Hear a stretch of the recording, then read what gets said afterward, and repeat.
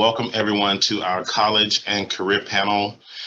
Today we are excited to come to you and have two dynamic speakers. The Center for Excellence in Education was founded in 1983 by Joanne DeJaneiro and Admiral Rickover, who is the father of the nuclear navy and civilian uses of nuclear power, with a mission to nurture high school and university scholars to careers of excellence and leadership in STEM.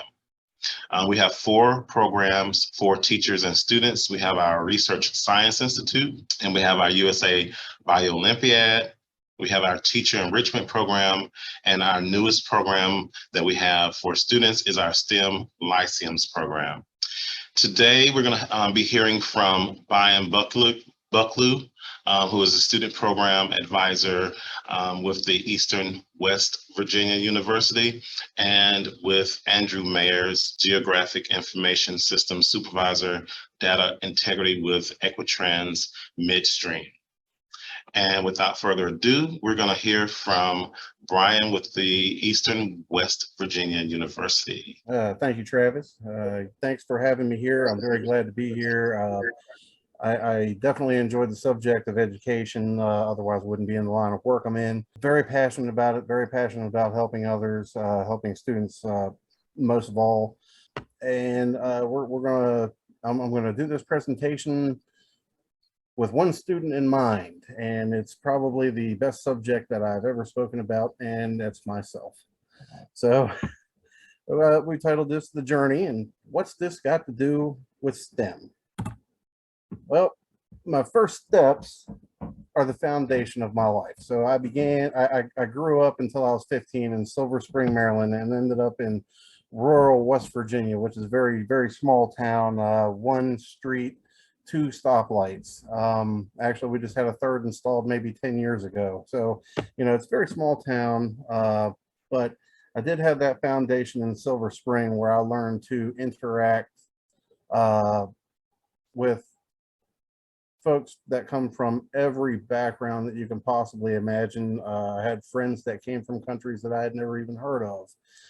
But, you know, that laid the foundation for me to be who I am today. And coming into a rural setting, of course, you know, that does play a difference. Okay, so I got an early start with my work education. At 15 years old, I went right to work in McDonald's. And like I said, what's this got to do with STEM? Hear me out. We're going to get to it.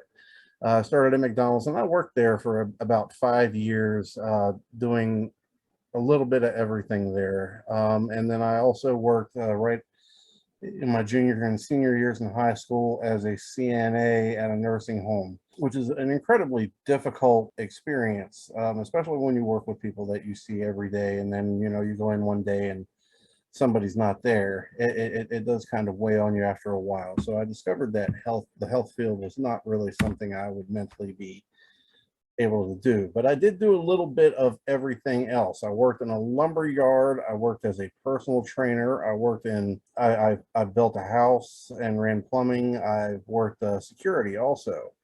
And, you know, I learned a lot in all those. You know, I learned how to work with people one-on-one as a trainer. I learned how to work with teams while building a house and running plumbing. I learned how to read a measuring tape in a lumber yard, and that's a skill that oddly enough not everybody has nowadays. In 7-Eleven, I learned patience. You know, if you've never worked with the public in the service industry, I would highly recommend that most people try it. You will definitely learn a lot about folks, and you'll learn a lot about yourself and how you deal with people. From that point, I went to work at Pilgrims. Pilgrims is part of the JBS umbrella, and JBS, if you're not aware of the company, is the largest meat producer in the world, and they're based in Brazil. Here in Moorfield, West Virginia, we have a plant that is probably the crown jewel of its poultry section. You know, it's a pretty big place, and it pretty much looks like it does right there in the pictures. And it was a good, solid employment, and I worked in production for a long time. And then was awarded a job in the clerical field working for the same company. And I honestly can't tell you which one was better, because it was just the environment when you work production is very different from an environment you work in, like the setting that I'm in now, working for a school.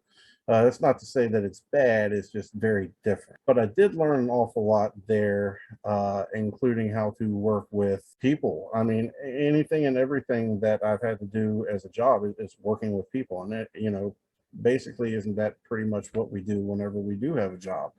But I did learn a lot there with this company. Until 2014. Had to make a decision.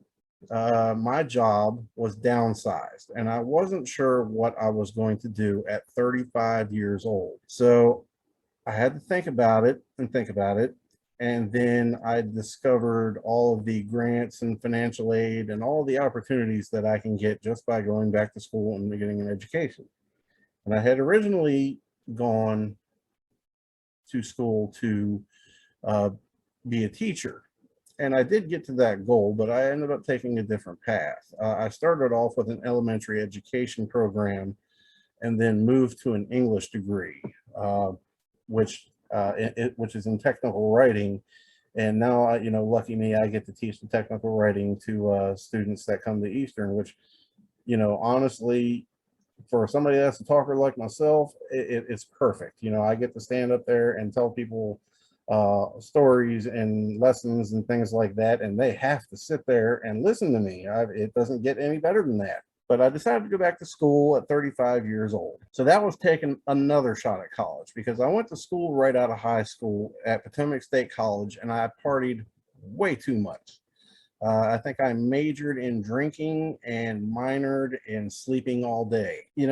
There's advantages and disadvantages to going when you're young. The major disadvantage is if you don't have self-discipline, it is really difficult to maintain good grades. But, I did learn a few things about myself in that journey as well. But I do recall that I did enjoy a lot of the lessons that I learned from the instructors there at Potomac State College, and I'm grateful for everything that they taught me. 20 years later, I ended up at Eastern West Virginia Community and Technical College, which is where I am now. I made the president's list every semester I was there. I took it a little bit more seriously. I was the SGA president while there as well. And then after I got my associates there, I went to West Virginia State University and got my bachelor's in technical writing. Now, I did not know at the time, because of my ignorance, that West Virginia State University is a historically Black college, which I am now incredibly appreciative of. I learned an awful lot about diversity and things that I normally would not have ever learned most anywhere else. Even through high school and the 2 years I spent at Eastern and the couple of years I spent at Potomac State, I did not learn as much as I did at West Virginia State University. And I really do appreciate the things that I learned that I was just very ignorant about. West Virginia State University, we do boast some pretty good alumni from there. Antoine Fuqua, the director, is a graduate of West Virginia State University. And more importantly, Katherine Johnson, African-American woman who wrote the code in order to land on the moon. I cannot overstate her importance in our scientific community. So shortly before I started this job, I was diagnosed with a disability. And this is something that I do also carry along with my career, because part of my career is helping with accommodations with students. And I was diagnosed with an inattentive ADHD. And if anybody doesn't know what that is, it's ADD, except it's on steroids. It's really, really bad. And I do have to take medication and everything for the executive dysfunction, which means I do not have the ability to plan ahead and reverse engineer. My brain just doesn't work that way for some reason. The forgetfulness is crazy. Auditory processing disorder. Folks wonder if I'm deaf most of the time. Anxiety, insomnia, and it has a profound effect on my entire life. So I'm happy to use these struggles that I deal with and help other students find their way while they're struggling with their own thing. After I was diagnosed with that, about a year later, I got my dream job. And, you know, a dream job is pretty much whatever you want to make it. For me, this job is awesome. I got to meet new students. I get to go to high schools and recruit students. I get to work with the early entrance students, 11th and 12th graders, and get them started on college courses early while they're still in high school. I get to create opportunities. And these pictures here are our students in our facility. The nursing students are on our left, and the auto tech program is on the right. You know, as you can see, we have plenty of the technological implements that are needed for studying in that program, but we also have wind tech and several other things that we're going to get into here shortly. You know, in this job, I get to go around and I get to talk to people, which, you know, arguably for me is, you know, the best thing that I do is talk. You stand me in front of a room and I will keep attention as best as I can. So about Eastern. Eastern's service-minded institution with dedicated faculty and staff that prioritizes student success, creating a personalized experience. Well, what's that mean? Okay, so Eastern is one of the rare places that I have found where everyone is the most encouraging person that I've ever met. This picture right here is students and faculty mingled together watching a presentation from someone, sitting next to each other and everything. And that is absolutely not uncommon with our institution. Teachers frequently are on a first name basis with students, go to lunch with students. You know, we have students that call all hours of the night. Myself, I am available for students through email or phone call at all hours. And believe me, they do call and email at all hours. And sometimes it's midnight, 2 o'clock. But like I said earlier, I have insomnia, so it's really not a big deal. I can help out students with anything. We do strive to keep everything as individually personal as possible. Our programs. We do have 5 online degree programs, but there is a little more to add to that. And we do have the accounting, business management, administrative support technology, associate of arts, and associate of science.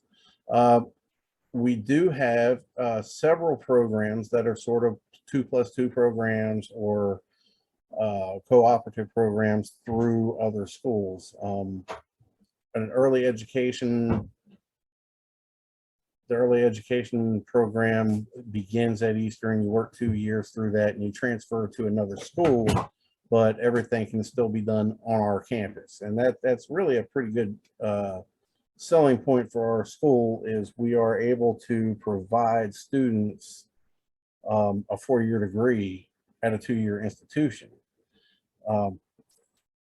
And our nursing department is, we have it kind of set up the same way. They can be a registered nurse after 2 years and continue on from there if they like.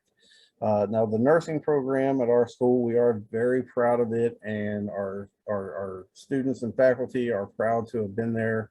Our nursing program is the crown jewel of our institution. We have a 100% job rate. In other words, once you graduate from Eastern with an RN, you have a job. Every single student that's come out is now working. We're so proud. This is the only program that I know of where the teachers hang all of the pictures of their students up on the walls. We have every single one of them. At the nursing pinning ceremony, the students walked up and every single one of them gave big hugs to their instructors. Like I said, a very personal experience. Workforce education training is also offered at Eastern. The certified nursing assistant, which is something I did that I mentioned earlier, dental assistant, dialysis technician, HVAC, medical assistant, billing and coding, a recovery coach. And recovery coach here in Appalachia is something that is incredibly needed. And I from what I understand, there is a very bad epidemic it's spreading beyond Appalachia now, as far as dangerous drug use goes, like fentanyl and methamphetamines and things like that. And anybody that's lived around here, the sad thing of it is we all know at least somebody that has overdosed. My daughter lost her best friend when they had just graduated high school from heroin overdose. So recovery coach is something that is sorely needed in the Appalachians. We're struggling here, but we're trying to do our best. Pharmacy tech is another big one, phlebotomy tech, and welding. Welding is one that I've been pushing. I try to push that to a lot of like I said, we live in a rural community. I try to push the welding program to a lot of folks that are agricultural minded, that grew up in that old country boy setting. Because here in this area and usually around the mountains, we have a lot of backyard welders. So I try to push it. Like I said, I like to create the opportunities. And, if you get that certification in welding, then you can start making some pretty good money off of that backyard skill that you had. So there's always an opportunity to do something a little better for yourself, even if it's just a hobby. You can turn a hobby into something that's a career. Our culture at Eastern, we do a little bit of everything. We're community minded with servant leadership. We do our best to serve our students. We have an honor society. We have clubs. We host a bus trip to New York City. We have a gamers guild. We published a literary magazine. Eastern is very art-minded. We love the arts. We love literature. We have photography, short stories and poems, and just all sorts of things. If it's art, it's in that magazine that we publish. We have job fairs that we host for the community. We have trick or treats that we host for the community. That's coming up. I'm real excited about that. As you see, the Phi Theta Kappa Honor Society. And as you can see down at the bottom left, any age you can go to school. Mr. Goff right there is 76 years old, I believe he said. And he had just gotten his associates, and we couldn't be more prouder because he's a heck of a great guy. He's a veteran, and he had COVID, and he got real sick, almost didn't make it, and bounced back, and this is what he did with it. He went and got that degree. One thing about Eastern, lots of food. We always have food. And I think that's an Appalachian thing where any kind of event that we have is an occasion to eat. It might explain why I've gained so much fat and got rid of so much muscle. But yeah, enough about that. We're going to move on. And what do our students say about Eastern? Well, our students love coming to Eastern for a lot of the things that we said. And I'm not going to read all of these to you, but just a few things. If you want family oriented, choose Eastern. Small family atmosphere, peers that become my forever friends. It was a fun learning experience. The instructor was great. This is what the students say, and you've already heard all the things that I said. And like I said, it's going to lead to something with the STEM skills, the science, the technology, the math, and the engineering. Well, each one of those jobs that I listed in some way, even McDonald's, is going to use science, technology, engineering, mathematics. You're going to use something. It doesn't matter where you go. You're going to find that you need to use at the very least, you're going to have to use technology. So the STEM skills and STEM learning is going to be incredibly important. It's incredibly important for our future. And the idea behind STEM, as I understand it, when it was first created, was to encourage minorities to hone those skills in science, technology, and engineering. It was actually a promotional thing aimed at trying to increase enrollment in those particular areas for minorities and students that just had no idea that they wanted to go to school or do anything. But I can show you what it did for me. It made me a king. So if there's any questions or anything, please let me know what Eastern can do for you. And that was the Eagles. Okay. Yeah. All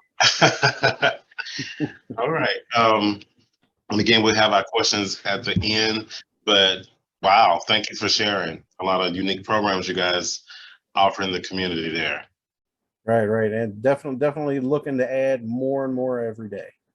For a small town in West Virginia, we have awful lot of things to offer. We're even getting ready to look at a airplane mechanic program and flight school with regional airports. Wow, nice. Yeah, people kind of don't really, I don't think, appreciate welding. That's not something that we as a society kind of focus on a lot now, but that is a very much needed skill. Whether it's boat engineering, ships, planes, elevators, there's a lot of areas for wellness. So, definitely, I appreciate you kind of pushing that out. All right. Wow. All right. And so next we'll have Andy Meyers with us. Good afternoon, everybody. I'm Andy Meyers from Equitrans Midstream. I'm the GIS supervisor there. I've been in that role about 4 years now. I have been with the company about 11 years. First off, what I'm going to do is just give you an idea of what GIS is, right? It's a geographic information system that uses all types of data, whether it's contours, whether it's, specific data flown from imagery. And what we do with all these types of things is we use these tools to gain intelligence from this data, right? With creating maps, like I said, using drone technology, things like that are very big in not only what I do on the midstream pipeline side, but both other private sectors and in public government use too. You get some of those, like there's government work that checks for, landslides, or, if you work for DOTs or DEPs, for bat studies, right? To make sure you're not building in endangered species areas or anything like that. And also it's used all over the world. One of my senior projects in college was I got a list of all the students that went there and figured out, there was like 20, my school represented 26 different countries there, right? And I created a map to show how dense it was. I think the most foreign exchange students we had was from Sri Lanka. So that's, you don't think of that on some things. And it also, you use this data to understand trends. Like there's a big COVID-19 GIS dashboard out there was created from Johns Hopkins University that shows you the cases, where it's higher, where it's lower. There's a bunch of GIS data that you wouldn't even recognize that the use of GIS is there, right? Again, you can use it on the county level, mapping out parcel data to show where people live and the size of their properties and things like that. So a little bit about me though. I was born and raised in Pittsburg, Pennsylvania. I went to Slippery Rock University, which is just about an hour north of Pittsburgh in Butler County. I graduated with a bachelor's degree in geography, and I also minored in German. Getting to my geography degree was it took a little turn. Just like Brian, who presented right before me, I started an early childhood education. Sorry about that. I haven't talked about that in a while. I realized it wasn't for me, so I was looking for other things that I wanted to do, and from childhood, I always liked maps. I think I memorized the state capitals when I was like 8 or 9. I always liked going to different states. I've had family there, so I gave geography a shot and realized that taking some of the classes now, it's not only GIS technical stuff. I mean, I took some cultural geography classes, environmental geography classes, So it's a very broad subject, as you know, but I still turn to creating maps. That's one of my favorite things to do. And I'm one of the few people that had to take the actual map class. I remember drawing out contours and, from older maps and all that type of stuff. And again, GIS and geography is very broad. I started at Land-Based Systems in 2009 as a contractor. Like I said, it's analyzing structures in Allegheny County, which is the county that Pittsburgh's in. I literally used GIS software to go through every parcel in Allegheny County to see if it had a structure that did not have electricity in it. So there's probably, say, like over 1 million parcels that I had to go through. It was tedious work, but it was actually rewarding in the end, because I developed a system, to make sure I was getting every single detail. I was, using the software that I had to do that. Well, eventually that job ended. I was looking for something else. The owner of Land-Based Systems actually suggested I reach out to the owner of Global Mapping Solutions, which does field data for rural electrical associations out west. So I was actually I started out in Wisconsin, started building electrical grids there using Esri software. I wore a backpack with a GPS unit on there and had a little tablet. We used to collect points. I started out in Wisconsin. Then our main project was in Morgan County, Colorado. And before I get to that, that is eastern Colorado, which looks a lot like Nebraska and Kansas, where it's just flat. It's 80 miles east of Denver. I was only able to get out to the mountains a couple times and enjoy that. But eastern Colorado is a different animal for sure than what you usually think of Colorado. But the people out there were fantastic, really nice. They took me and the person I was working with in as one of their own. From that, I gained valuable experience. One, I was out on my own. I wasn't still at home in Pittsburgh. I was out in the field collecting the data. So you think of, sometimes GIS, you're just sitting in front of a computer. A lot of it's out in the field, right? We used to collect 300, 400 points a day. But then what we did is we would take that data, massage it, and build the infrastructure using ArcGIS Esri software. So I did start to finish, and then we would present it to the company. Their engineers would start taking a look at it, add whatever they need. So that's my first steps of, seeing the whole kit and caboodle on what GIS can do. I did mention I got out away from home, but I did get homesick. I'm an only child. I like to be with my family, that type of stuff. My girlfriend / now wife was in Philadelphia at the time, so I wanted to be closer to home. So I actually got injured on the job. I hurt my knee. So I was laid up for a little bit. So while I was there, I was looking for jobs around home, and I applied. And at the time we were EQT. They called, they were looking for a GIS technician contractor to work with their as-built data. Well, I started from the beginning and the end with a lot of as-built data is what I was doing. So I applied.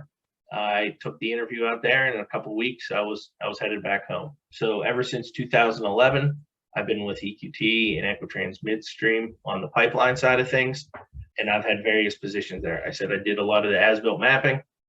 Then I went over to the land department.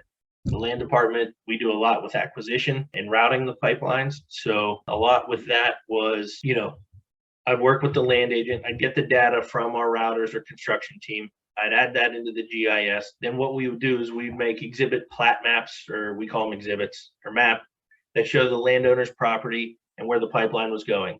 And what they would do, they'd use that GIS data on the map, go out, talk to these landowners, and acquire that right away that they needed for, so we could lay the pipe. It was pretty tedious at times. Landowners can be picky and all that type of stuff. But then with that, we also work with our environmental groups, making sure we're not going through streams.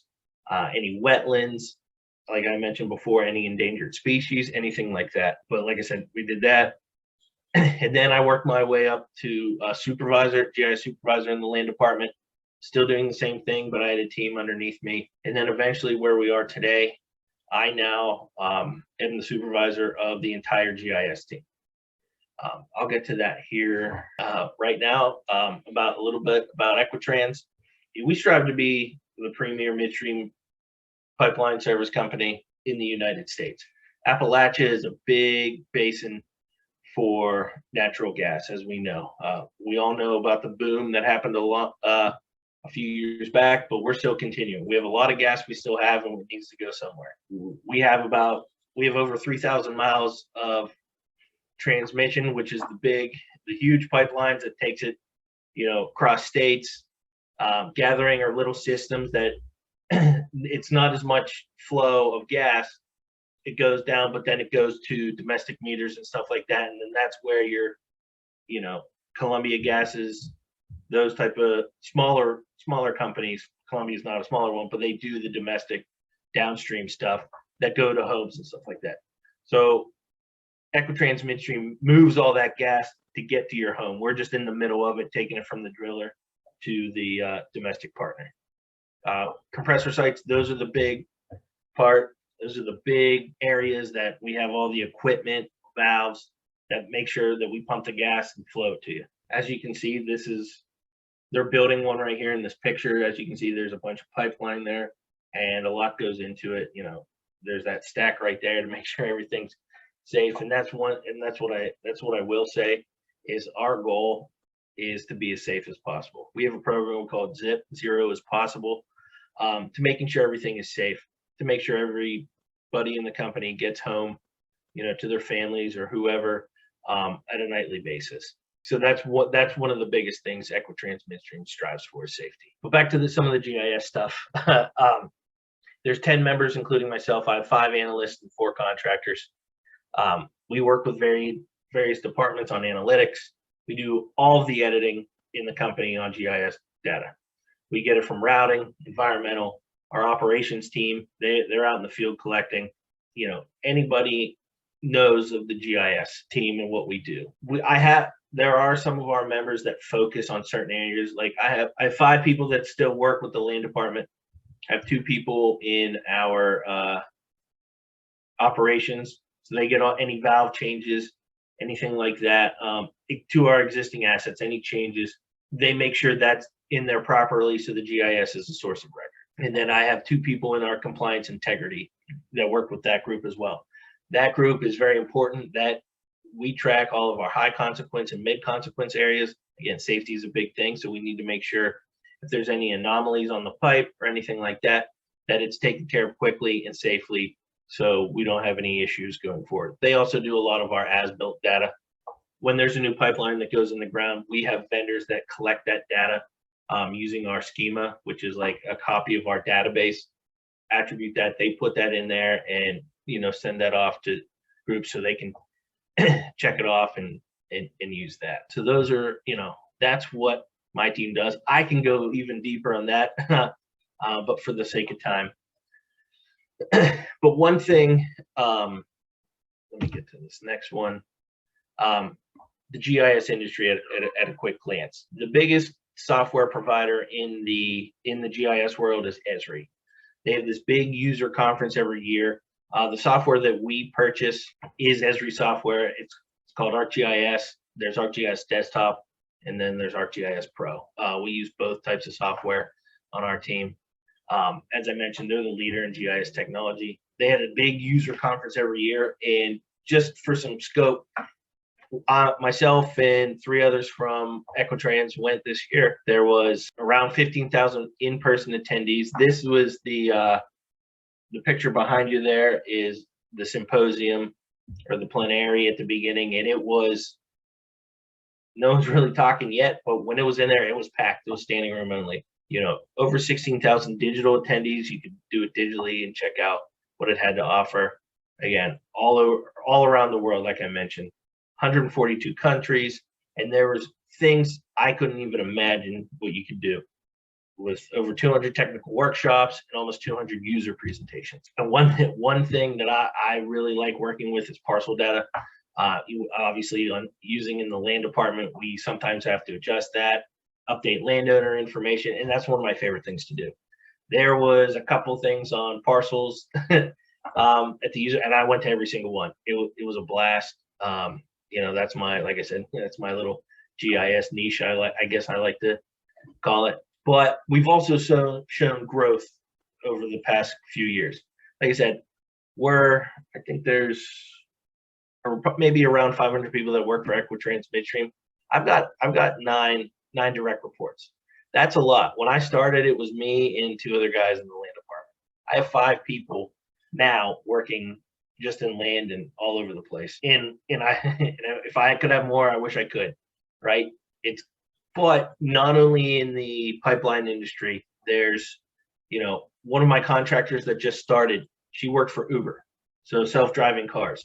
She was one of the first ones testing the self-driving cars. She mapped out where those cars needed to go, had to make sure that it was only 25 miles per hour, roads or less. She mapped all that out, which was pretty cool.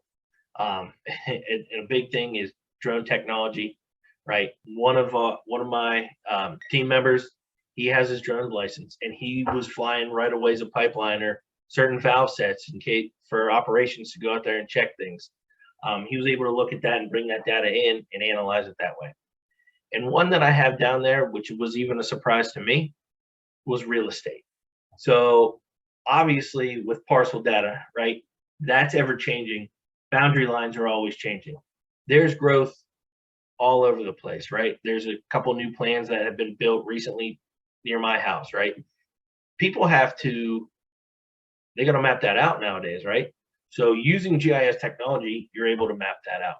But nowadays you can use LiDAR data, which is flown by planes and drones, to get, easier contours, that type of stuff. So that it'll make it easier for contractor builders to build on certain land. They might, so there's no landslides or anything like that. And then that could also drive the cost, whether it's in more rural areas or urban areas. It can be used anywhere. So I wanted to show a little bit of what I've been doing with GIS technology. So using GIS, the Esri software, they have these things called story maps. It's an interactive map where you can add things to it. So I had to do a 5-year plan for my group. So I decided to present to upper management. I decided to use our software and what we could do for this 5-year plan. So these are called story maps. It's from Esri. Like I said, it's interactive. This is our web map. So it might take a minute, but you can click in here and it should, I hope it works, but I can go to certain site views that we've created. The map's down here, but we can make acquisition dashboards that shows how many parcels are on the project, how many we've acquired. Stay off. This is from a landowner that says, hey, I don't think so. Get off my property. Don't even want to talk to you. And then we still have a few that we're working on. We're working on a new data model, right? Things are always changing in the GIS world, whether it's new technology, the way things are stored. So, we do that as well. We can track existing assets. We'll zoom down a little bit there. We're working on how to get better information to our asset tracking stuff. That's using GIS data. We're setting up certain rules. So you have to be very analytical and, a problem solver to try to get from point A to point B with some of the software other software that our company uses. And we also collect a lot of data too. Here's what we call a field map. These are all the things that people can collect. Our routing guys or field guys go out using this collector app from Esri, taking points, and then either they'll massage the data for us or we'll have to do it. If it's something quick that needs to be done, one of the people on my team will get it squared away for everybody so the projects can keep going. There's always something to do. So that was a quick, did anybody see that? I'm sorry, did anybody see that? I might have paused it.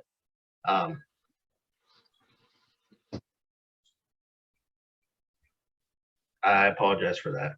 But here's the here's the 5-year plan that I was talking about. I'm sorry about that. So like I said, this is our interactive map that you can click that goes to our portal viewer. This is an area of our pipelines. This is a dashboard that I said that can show acquisition of a pipeline throughout the life of the project. What we required, people told us to stay off. I mentioned the data model, some existing asset lengths, working with different software and business units throughout the company, and then some field collector stuff. What does this have to do with STEM, right? Science, technology, engineering, and math. Those 4 things I pretty much use every day. We work with our engineering team all the time to get data back and forth, so we have to understand a little bit with that using AutoCAD software. Geography is the science of where you are, right? We have location intelligence is a big thing. Technology, a lot of this is technology based. Being able to use your phone, you got Google Maps, right? That's on your phone. Some people collect points for us on their phones for us that we can use. Mathematics, calculating footages or acreages of how big our right-of-ways are on a certain property. So a landowner knows, hey, if you don't keep up this 3 acres, we're gonna have issues, or you're gonna have to pay me some more money. So it's across the board with STEM. But again, you have to be a problem solver. And there are times where you work with a group every day on project calls, or working with certain groups, or hey, you just need to get some editing done. You got half a day. You can go ahead and get that done, get it to whoever you need it to. One thing that I've learned is communication is key. One of the things in Equitrans Midstream is transparency. If you're having issues with how the data's coming in or anything like that, you need to be able to speak up and tell them. Now, there are times that we're lagging or something's not working on our end. That's how it is. But that's part of work, right? So, but these things in STEM match up very well. The skill sets are very similar, and we do offer an intern program. I've never had an intern, but that'd be pretty cool with Equitrans Midstream. And there's a Equitrans Midstream Foundation. This does with partnerships, community development, and education. I provided a link in the presentation. If you need it, I can always send it to you. This is where you get more information. It'll be from our communications part of the business, saying, hey, we'd like to develop that type of stuff. But again, I'm pretty sure that I'd be able to come talk to folks face to face if that's the case too. Maybe show some field collection, demos or anything like that we could work with. But other than that, that's all I got. That's my contact information. And as Travis said, we'll take questions at the end. Again, I apologize for that little mishap sharing my demo.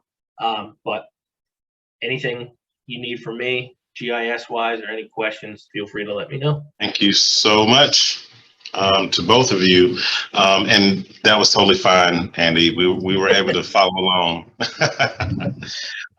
So just again, the college and career panels, the objective is that they bring together STEM industry professionals and representatives from institutes of higher education to share information and insights into regional STEM careers and educational pathways. Of course, again, these recordings this webinar is recorded, so it will go on our social media platforms and our YouTube playlist for teachers to view at any time. So they'll have access to this information. They can go back and review it, and we may highlight some of that as well. And with that, so I have a few questions for both of you. And that first would be to Brian. As I heard that you did mention that you guys go out and recruit students. Is there a particular region or a particular time that you guys do that? All year long, for one thing. Oh, yeah. It never stops. We do some kind of recruiting event at least 2, 3, 4 times a month. And most of that is my responsibility to plan and coordinate that with a lot of the folks that work on campus, and of course, it's absolutely impossible to do it without them, and they absolutely deserve all the credit for everything they do.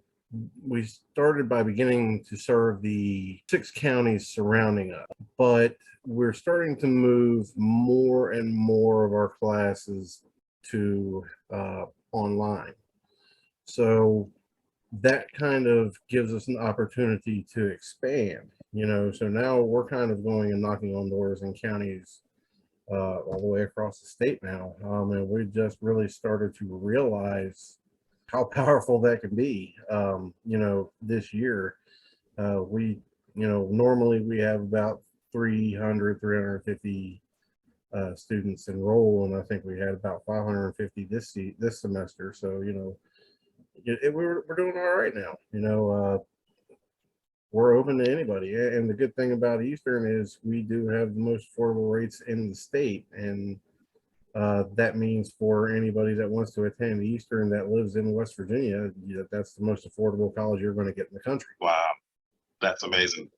That's absolutely amazing. And so for you, Andy, so knowing some of the skills that is required to do kind of what you do, is there any particular course offerings that you would recommend, or for teachers to know to kind of share with students in terms of like different pathways that they probably should consider into learning more about GIS, Geographic Information Systems, which is really cool.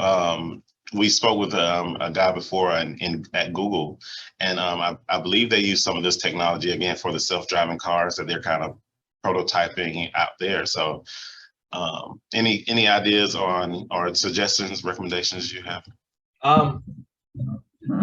Esri, go to esri.com, and they have a bunch of free trainings. They have intros to a lot of stuff, editing intros. There's a ton. It's an expansive catalog. But I also will say that there's GIS programs popping all up around the country that focus on GIS. When I was in school, it was just geography or environmental science, and then we didn't even I don't even know if we had a minor in GIS then, right? But now there's programs for GIS professionals. I think West Virginia University has one.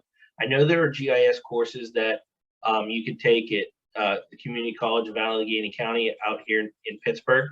It's very easy to look up. Again, you can Google it, but yeah, no, reaching out to a local school or looking into that type of stuff, it's pretty easy to do, because actually on LinkedIn they asked me if I wanted to teach a course on geography, and I was like, I don't know about that, right?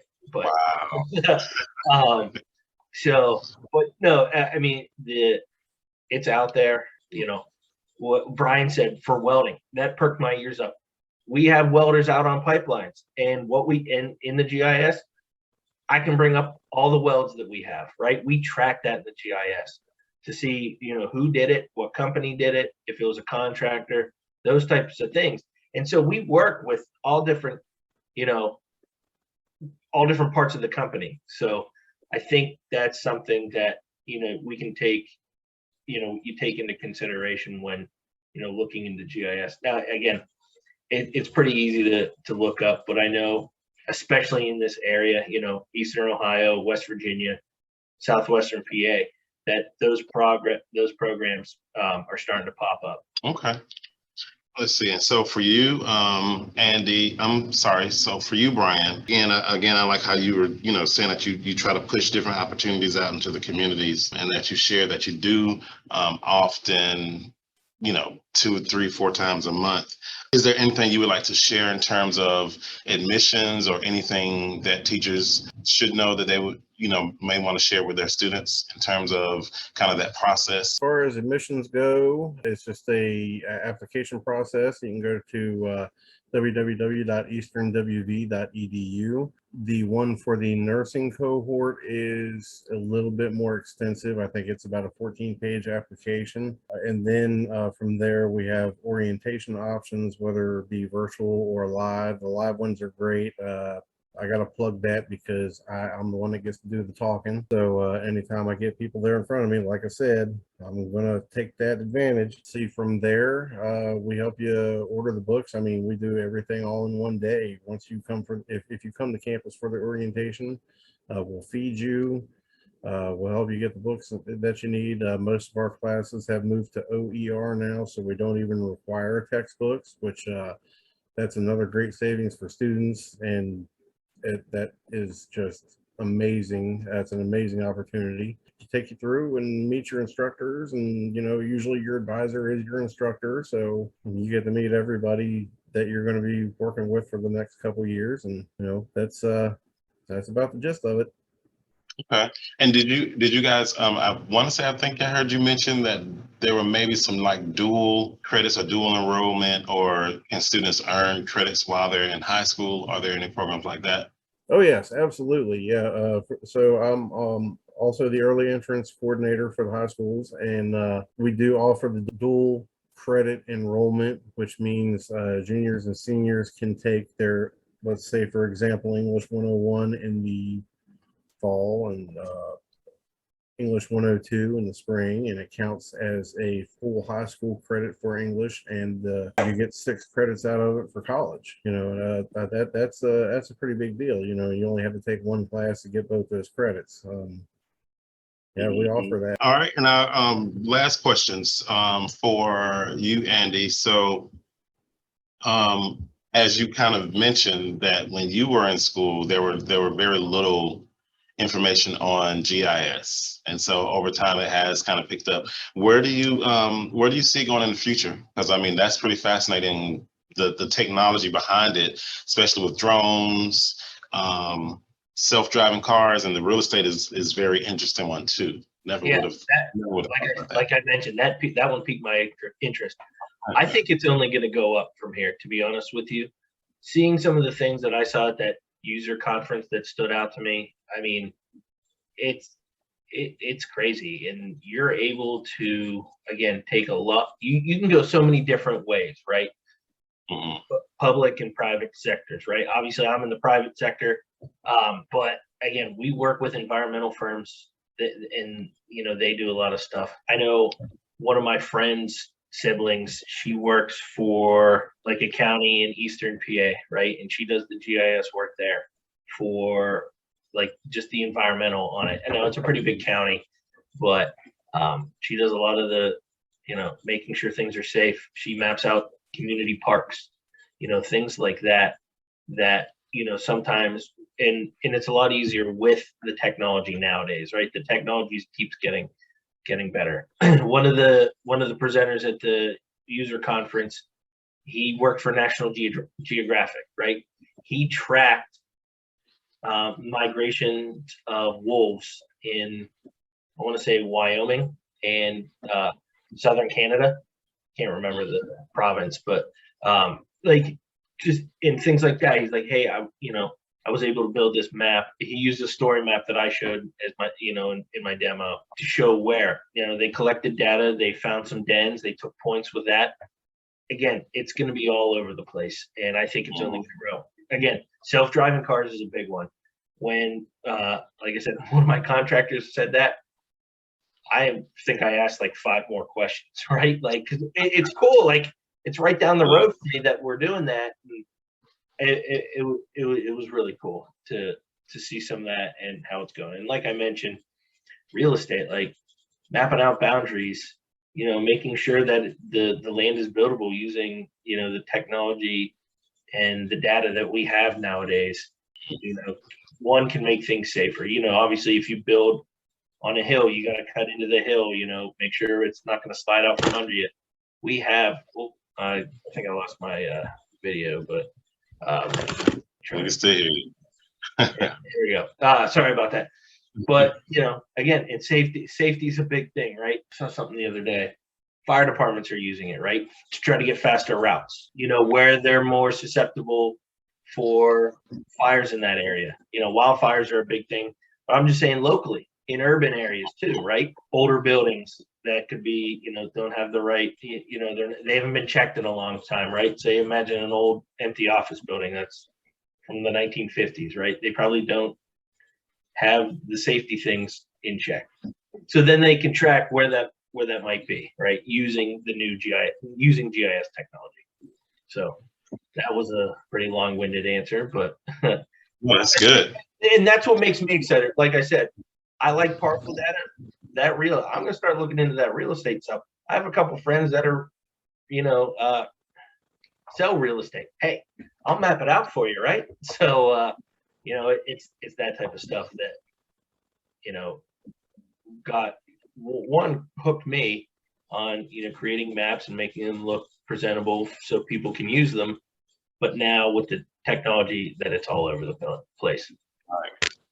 And it's allowing you to collect different types of data on different types of things. So that's interesting, because like I said, just looking at it 10 years from now, this is kind of a key technology that we're slowly starting to use more and more now. Right. And even in gaming, right? Pokemon Go, remember that craze a couple of years ago? Right. Right? Mm-hmm. That uses GIS technology. It uses virtual reality, but how you got to map out where you're going, right? So I'm telling you, it's all over the place nowadays. So it's, like I said, I think it's only going to go up from here. Okay. And tracking the migration pattern of the wolves, that's pretty cool though. Yeah, that was one of the ones I wanted to make sure I was at for the symposium, and it was pretty cool. So again, thank to you both, Andy Meyers and Brian Bucklew. We certainly appreciate you again taking this time out to kind of share with us, what it is that you're doing and how we can, share with teachers, and for teachers to share with students kind of the different things that you guys are doing and the different programs that is available to them to do similar things. So again, thank you for joining us this evening, and I hope you have a great rest of the evening.